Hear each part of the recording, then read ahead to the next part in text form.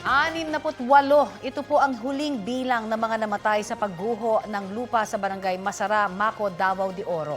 Magpapatuloy ngayong araw ang paghahanap sa Ground Zero. Ayon sa mga otoridad, 51 pa ang hinahanap pa rin. Tinatayang mahigit 1,000 pamilya ang nasa iba't ibang evacuation centers ngayon mula sa 4 na barangay na malapit sa pinangyarihan ng landslide.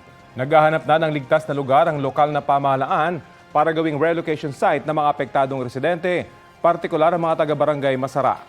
Hinihintay rin ang hudyat mula sa Mines and Geosciences Bureau para makabalik na sa kanilang tahanan ang ilan pang evacuee. Samantala, tuloy po ang paghahanap ng mga otoridad sa mga biktima ng landslide sa barangay Masara, Maco, Davao de Oro. At live mula sa bayan ng Mawab, may ulat on the spot si Argel Relator ng GMA Regional TV 1 Mindanao. Argel? Connie, eksaktong 1 linggo na mamayang gabi mula na mangyari ang pagguho sa barangay Masara, nasa 51 pa rin ang patuloy na pinaghahanap. Ang Philippine Coast Guard nagdagdag pa ng 3 batikang search and rescue dogs para makatulong sa pagtunton sa mga natabunan ng landslide, sina Brittany, Ivy at Tifa. Ibiniyahe pa sila mula sa Zamboanga del Sur. Nauna nang idineploy ang SARDOG ng Coast Guard Southeastern Mindanao na si Apa na siyang nakatunton sa 3 taong gulang na batang nahukay ng buhay at iba pang mga bangkay.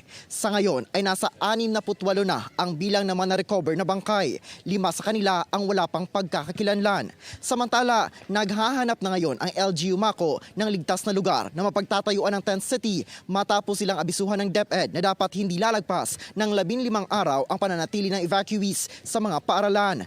Prioridad umano na mabigyan ng relokasyon ang mga taga-barangay Masara at Barangay Mainit. Hinihintay na lang din ang assessment ng MGB kung ligtas na bang makauwi ang mga lumikas mula sa iba pang barangay.